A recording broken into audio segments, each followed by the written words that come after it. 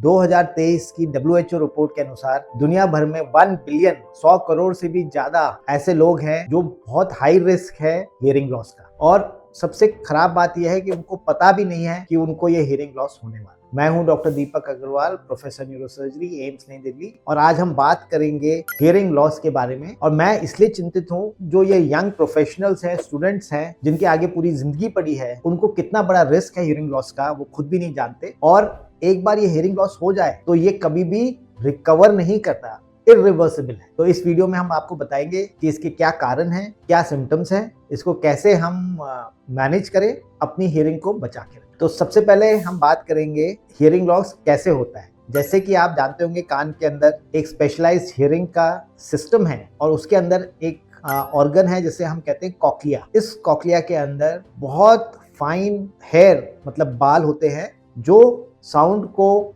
Convert करके दिमाग तक ये सिग्नल पहुंचाते हैं। बहुत देर तक या बहुत तेज साउंड से धीरे धीरे बालों पे असर आ जाता है और असर आने से हियरिंग कम होती जाती है धीरे धीरे। ये दिनों में नहीं, हफ्तों में नहीं, लेकिन सालों पे बहुत गहरा असर हो जाता है। और सिर्फ कान पे ही नहीं, दिमाग पे भी इसका असर पड़ता है, क्योंकि ये जो सिग्नल्स हैं, लाउड नॉइज के सिग्नल जो दिमाग पे जा रहे हैं कंटिन्यूअसली घंटों घंटों तक, वो पूरे दिमाग का संतुलन खराब कर देते हैं। आपको जो आप अगर घंटों तक म्यूजिक सुनते हैं लाउड वॉल्यूम पे तो हेडेक होने की संभावना ज्यादा है। इसके अलावा आपको स्लीप प्रॉब्लम्स आने की भी संभावना है और मेमोरी डिस्टर्बेंसेस, कॉन्सेंट्रेशन इश्यूज ये भी देखे गए। तो हम बात करते हैं कि सबसे कॉमन मिस्टेक्स क्या हैं जो यंग प्रोफेशनल्स या स्टूडेंट्स करते हैं। उसमें से है सबसे पहले नंबर पे कि आउटडोर नॉइज, जैसे ट्रेन या बस में बैठे तो बाहर की नॉइज को ना आने के लिए अपनी वॉल्यूम ज्यादा बढ़ा। ये बहुत ही, मैं कहूँगा, डेंजरस है, क्योंकि धीरे धीरे कान पे बहुत मेजर असर पड़ सकता है। दूसरी चीज है जो हम देखते हैं कि घंटों तक म्यूजिक सुनना।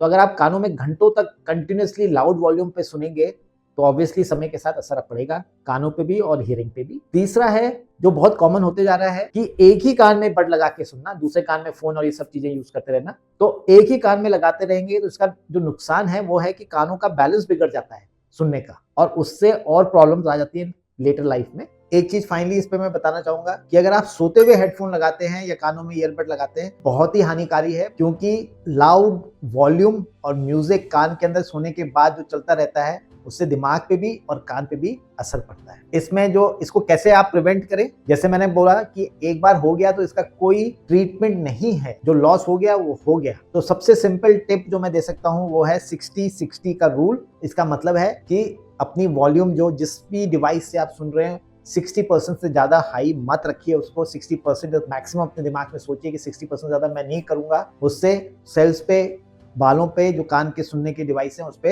असर कम पड़ता है। जीरो तो कभी भी नहीं होगा, असर कम पड़ता है। इसके अलावा 60 मिनट से ज्यादा एक साथ मत सुनिए।